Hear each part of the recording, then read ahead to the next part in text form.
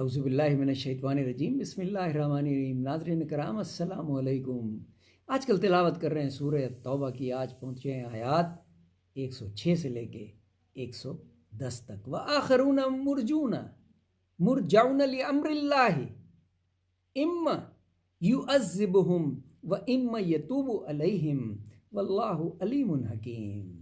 اور بعضے اور لوگ ہیں کہ ان کا کام ڈھیل میں ہے حکم پر اللہ کے، وہ ان کو عذاب دے یا ان کو معاف کر دے، اور اللہ سب کچھ جاننے والا اور حکمت والا ہے۔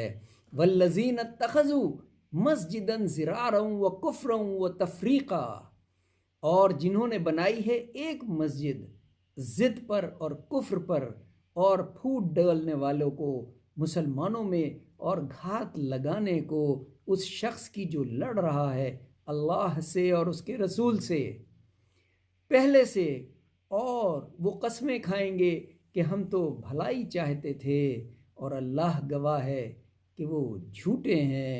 واللہ یشہد انہم لکاذبون، اللہ گواہی دے گا کہ یہ جھوٹ بولتے تھے۔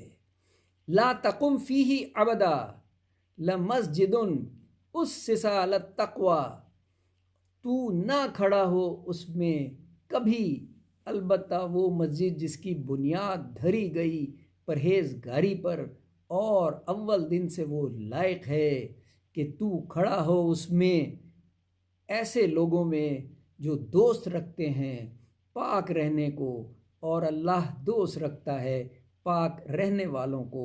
واللہ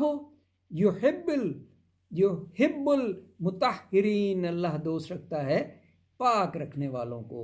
افمن اسس بنیانہ علی تقوی من اللہ، بھلا جس نے بنیاد رکھی اپنی عمارت کی اللہ سے ڈرنے پر اور اس کی رضامندی پر، وہ بہتر ہے یا جس نے بنیاد رکھی اپنی عمارت کی کنارے پر ایک کھائی کے جو گرنے کو ہے، پھر اس کو لے کر ڈھہ پڑا دوزخ کی آگ میں، اور اللہ نہیں راہ دیتا ظالم لوگوں کو۔ واللہ لا یہدی القوم الظالمین، اللہ نہیں گنجائش دے گا ظالموں کو۔